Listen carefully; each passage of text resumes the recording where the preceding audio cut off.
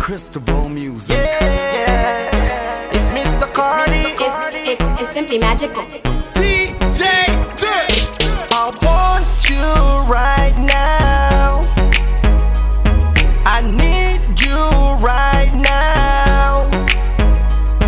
I want you right now. I need you right now.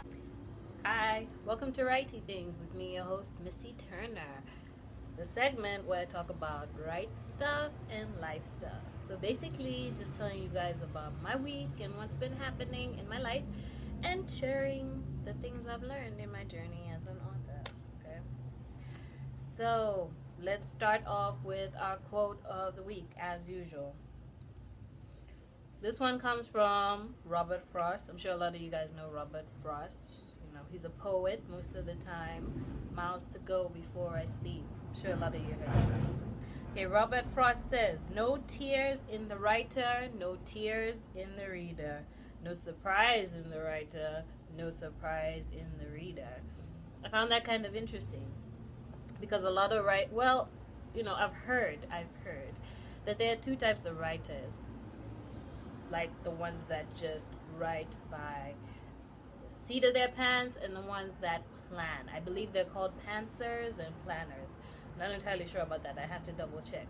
So pantsers just write and then whatever happens, happens. Planners have the story written out in great detail and they know what's going to happen before it happens. So kind of makes me wonder, how do planners surprise themselves? Interesting question. If anyone knows the answer to that, hit me up. I want to know. Okay? All right. Let's talk about highs and lows for the week. High of the week, I finished Odessa, the Hammer of Thor. It is completed, people. I'm glad to say. And soon you guys can check it out on Wattpad. Probably by the 21st, the complete version will be up. I would have edited it and made it all perfect so you guys can read it and tell me what you think. I'm super excited. It's one of the longest books I've ever written. 51,000 words. Yeah, imagine. Okay, so that's my high for the week. My low for the week was I had to deal with sort of a tricky situation. My son's surgery went well, by the way, and thank you everyone for all the wishes and kind words. Thank you guys so much. He's doing so much better. He's doing great, but he couldn't leave the house because he's, convalescing and all that stuff. So I couldn't take him to school, and my daughter is like, at first it was like a whole thing. I had to juggle a lot of mom stuff this week. I really did, and it was challenging. So that was my low. I'm not gonna lie, it bummed me out just a little bit. But you know what? He'll be getting better soon, and he'll be going back to school soon. So yay, that. Okay, so that's that. Laughs for the week. Shout out to James Earl Jones, Sangwani Ngambi, and Erica Groover, as usual, with her funny self. Alright, so I'm gonna go ahead and show you my laughs for the week. Thank you guys for the best. I think Erica's one was my favorite one, but you guys can judge for yourselves. Laughs for the week. Girl, vibe with me, I be feeling your style. I don't care if you with your man, ride with me when we going downtown. I'ma swear you know who I am, Comfortable, but take it slow. Fast forward, take it off. A minute all day, all night, you can take all. Okay, so before we talk about our awesome author, Chad Kane, book of the month, One Night in October, we're going to talk about our our writing tip. Okay, so our writing tip for today is edit. Okay, I'm pretty sure I've said this one before, but it actually is more important than ever, especially to me now that I have this really long 50,000 word manuscript that I had to go over. Like, edit. I'm probably gonna have like sleepless nights till the very last second that is due to be online editing. There's so many different aspects to editing. You have to make sure that the characters you know, like the words that they use in the book are believable. You have to make sure that your punctuation stuff is straight, and that for me is like a weak point. I promise. Like my punctuation stuff, still working on it. Spelling, word use, it's a lot. I don't even know if anyone's ever done editing. Like, even when you're done, you're kind of like, well, you know what? I probably could have gone back and made that better. But sometimes you just have to let go. But that's my writing tip for the week. Edit, edit, edit. Okay. Let's talk about Chad Kane. Let's talk about One Night in October. Here's his writing tip, his book cover, and his author picture. Chad Kane, ladies and gentlemen. You the best in the club. Shorty, you the best in the club. Shorty, you the best in the club. Shorty, you the best in the club. So girl, vibe with me. I be feeling your style. I don't care if you with your man. With your man, ride with me when we going downtown. I'ma swear you know who I am. Who I am. Alright, y'all. So let's talk about One Night in October. What is One Night in October about? It's a story about a guy who goes back home on the biggest baseball night ever, I guess, to reconcile with his father. Okay, so it's basically them having this. I'm not all the way done, but I'm actually kind of a couple chapters in. It's him talking to his father, and they're dealing with all these issues. And here's what I can say about it. Okay, I'm gonna hit you with my likes and dislikes so far, okay? What I didn't like was the baseball thing. I don't like baseball. I know, shocker. Not America's favorite pastime, I know. But I don't really know that much about it. I have the general concepts, and, you know, there's like a lot of baseball talk in there because, you know, it's on a baseball night. But here's what I do think, okay?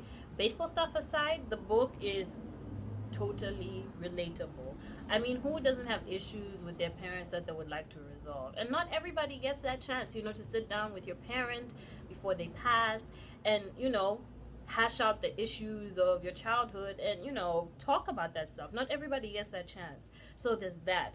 And even though they have the baseball stuff and, you know, they're talking about that, it wasn't as, you know, it wasn't really like the main concept of the story. The concept was like the connection there, like the relationship between him and his father. That's what I'm getting anyway. And that's what I really liked. Like, even though this baseball thing is in there, it's really relatable. Like, when I started reading it, I was skeptical. I was like, oh, baseball, dude. I don't know much about baseball. Like, what, you know, but actually it drew me in from the first page. There's so much else going on there other than that. So far, I'm kind of liking it. It's already, like, tugging on my heartstrings, I'm not gonna lie, because I'm like, oh, his dad, he's dying. And basically, this is what it is. His dad is dying, and he has a chance to say goodbye, and they have a chance to work their stuff out. So, loving the book so far. Baseball, not so much. But like I said, this book is not just about the baseball. It's a plus for you baseball fans out there. You'll probably be super excited, like, oh my gosh, best of both worlds. Reading and baseball-y things. So, Chad Kane, awesome job so far. We're going to talk about it, I mean, before the month is done, you know. And I'm going to let you know how it goes and how I felt about the ending. But so far, it's going very well. I'm, like, pleasantly surprised. I am, you know. So, we'll talk about that a little more, okay? Good book. Question of the week. Question of the week. Was interestingly a question I always ask all my other authors. Someone said, you're always asking people, you know, your authors, what would they read on a desert island if they were stranded? What would you read on a desert island if you were stranded? And I said, well, I'm always talking about my favorite books. But then when it comes to my authors, I'm like, you know, the author Nazi. Don't you pick two authors, you only get one. And if you guys watch the show, you know I have like two. So, I don't know. I don't know. I want to say Catherine Cookson. But then I want to say Robert Jarvis. So, I don't even know. See? Like, I'm such a hypocrite. I'm like telling all my authors you can only have one. And I'm like stuck on two. Probably Jarvis. Because he has like, you know, adventure-y stuff. And I can read those books like over and over again. I don't mind, you know. Cookson too, but probably Jarvis. You know, I like a little adventure in my life, and Cookson's kind of, you know, laid back. You know, there's a little drama in there, but not like Jarvis. It's kind of awesome. There's always adventure in there. All right, so guys, we're done. Oh, shout out to everyone who showed up to the solstice party. I'm sure you guys won a lot of stuff. There was so much. There was gift cards, there was perfume, there was books. It was awesome. If you missed it, sorry. Womp womp. But I'm sure they'll have another one soon. If they do, I'll let you know. I don't know. But it was awesome. Thank you so much, El Marlowe, for hosting it. El Marlowe, the fantastic romance writer. It was great, you guys. You should have been there if you weren't. Sorry. It's Friday. Hey, let's go do Friday things. Thank you for watching Writey Things. I'm gonna catch up with you guys next week, and we're gonna do a little more talking about this book. I'm telling you, like, I can already feel the tears flowing. Just the first few pages, I was like, oh gosh, here we go. But it's good. I'm liking it. All right. So next week, y'all, have a good weekend. Be safe. Ciao.